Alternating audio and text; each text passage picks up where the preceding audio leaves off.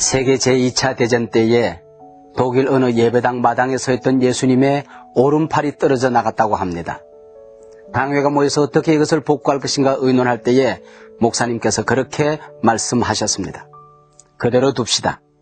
이제부터 우리가 예수님의 오른팔 역할을 하는 것입니다. 예수님께서는 하나님 나라의 그 멋진 사역을 혼자 감당키를 원치 아니하셨습니다. 사랑하는 제자들을 선택하시고 제자들에게 이 사역을 위임하시고 이 사역을 감당토록 하셨습니다. 이는 오늘도 마찬가지입니다. 이 땅에 교회를 세우시고 수많은 성도들, 하나님의 백성들을 통하여 이 사역이 감당되어지기를 우리 주님은 원하고 계십니다. 그래서 흔히 신학자들은 교회는 예수님의 성육신의 연장이라고 말합니다. 이 교회를 통하여 예수님께서는 당신의 사역이 이 땅에 나누어지기를 원하고 계시기 때문이지요. 예수님께서 이 땅에 오실 때 그분의 중심, 마음에는 교회가 있었습니다.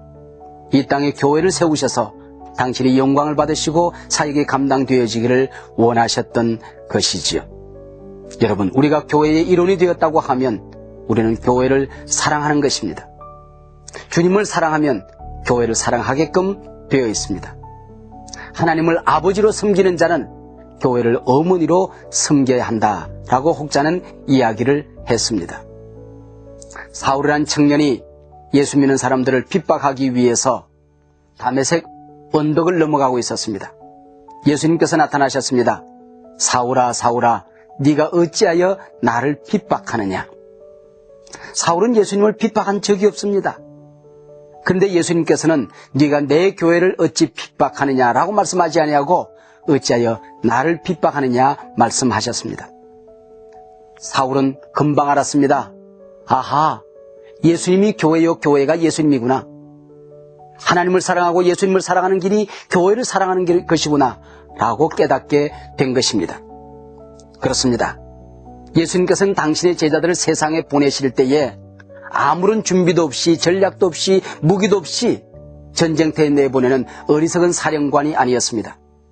예수님께서는 제자들에게 능력과 권세를 허락하여 주셔서 권능을 부여해 주셔서 세상에 파송해 주셨습니다. 그래서 오늘 본문에 보면 12제자에게 능력과 권세를 부어주셨다. 그리고 세상으로 보냈다라고 말씀하고 있습니다. 하나님께서 천지 우주 만물을 창조하시고 하나님의 사람들에게 온 세상을 다스리는 권세를 주셨습니다. 하나님 앞에 순종하면 이 권세를 행할 수 있도록 되어 있었습니다. 그러나 아담과 하와는 하나님에게 불순종하고 마귀에게 순종함으로 말미암아 이 권세를 잃어버렸습니다. 예수님께서 이 땅에 오셔서 권세를 회복하신 것입니다.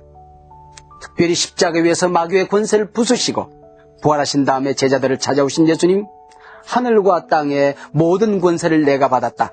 이것을 너희에게 주노니 땅끝까지 나아가 복음을 전하라 라고 말씀하고 있는 것을 볼 수 있습니다. 이 권세를 가지고 오늘 성도님들은 교회는 어떤 일을 감당해야 되는 것입니까? 예수님이 이 권세를 가지고 이 땅에서 하셨던 일을 우리는 삼중사역이라고 합니다. 하나님 나라 복음을 전하는 것입니다. 하나님 나라 복음을 가르치는 것입니다. 귀신을 쫓아내고 병든 자를 낫게 하시는 일입니다. 바로 오늘 교회가 하나님의 백성들이, 성도들이 이 일을 감당해야 됩니다. 하나님이 우리에게 부여해 주신 권세를 가지고 우리는 하나님 나라 복음을 전해야 됩니다. 이웃들에게 이것을 잘 교회는 가르쳐야 됩니다.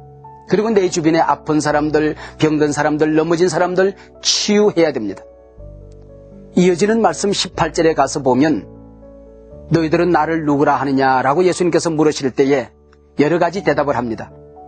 그러면 너희는 나를 누구라 하느냐 물으셨더니 베드로가 주는 그리스도시요 살아계신 하나님의 아들입니다 라고 고백하죠.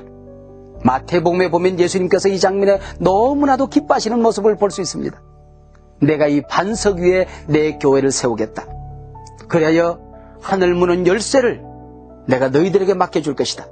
땅에서 무엇이든지 매면 하늘에서도 매일 것이요 땅에서 무엇이든지 풀면 하늘에서도 풀리리라 말씀하셨습니다. 그때 제자들이 궁금했습니다. 우리는 배운 것이 없는데, 가진 것이 없는데 우리가 어떻게 이 어마어마한 일을 감당할 수 있지? 그때 예수님께서 음부의 권세가 이기지 못하리라 라고 말씀하셨습니다. 그렇습니다. 우리가 복음을 들고 하나님의 자녀 된 권세를 들고 세상에 나아가면 음부의 권세가 우리를 이길 수가 없는 것입니다. 하나님의 자녀들이 아파트에 들어가면은 아파트의 음부의 권세가 떠나갑니다. 하나님의 자녀들이 권세를 가지고 학원에 들어가면 학교를 붙들고 있던 음부의 권세가 떠나게 되는 것입니다. 회사에 들어가면 회사를 붙들고 있던 음부의 권세가 떠나게 되는 것입니다. 오늘도 성도님들은 바로 예수님이 하셨던 이 사역, 교회에 맡겨주신 이 거룩한 사역을 우리가 감당해야 하는 것입니다. 성경은 그렇게 얘기합니다. 병든 자에게 손을 얹은즉 나으리라. 여러분 주변에 병든 사람 있습니까? 여러분의 자녀들이 때로 아플 수 있겠죠? 병든 자에게 손을 얹으면 낫습니다. 그들에게 손을 얹어 보십시오. 이거는 목사님만 하는 사역이 아닙니다. 복음을 전하는 모든 사람들은 이 사역을 감당해야 됩니다. 예수를 잘못 믿는 사람들은 그렇게 생각하고 있어요. 지옥 같은 세상에서 지옥처럼 살다가 죽어서나 가는 게 천국이라고요. 아닙니다. 우리는 천국 같은 세상에서 천국처럼 살다가 영원한 천국에 가는 것입니다. 어떻게 이것이 가능한 것입니까? 예수님께서 이미 우리에게 이 모든 권세를 허락해 주셨기 때문에 이 권세를 우리가 행하는 것입니다. 그리고 우리의 말에, 하나님의 자녀들의 말에 권세가 있음을 우리가 알아야 됩니다. 말하는 대로 이루어집니다. 너희가 말하는 대로 이루어질 것을 믿으면 그대로 되리라 라고 말씀하고 있는 것입니다.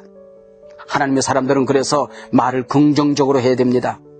부정적인 말을 하면 안 됩니다.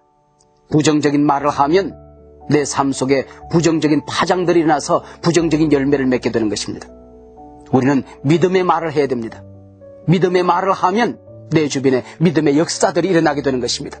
부정적인 삶의 환경들이 긍정적으로 바뀌어지게 되는 것입니다. 그렇습니다. 이제 한국 교회도, 여러분들도, 우리 성도님들도 예수님이 가지셨던 그 권능을 다 부여받은 사람들입니다. 오늘 하루 동안 여러분 주변에 이 권세를 행하십시오.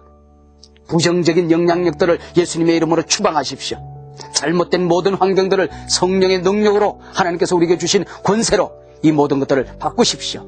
바뀌어졌다고 말하십시오. 예수님의 이름으로 명하노니 떠나가라고 명령하십시오.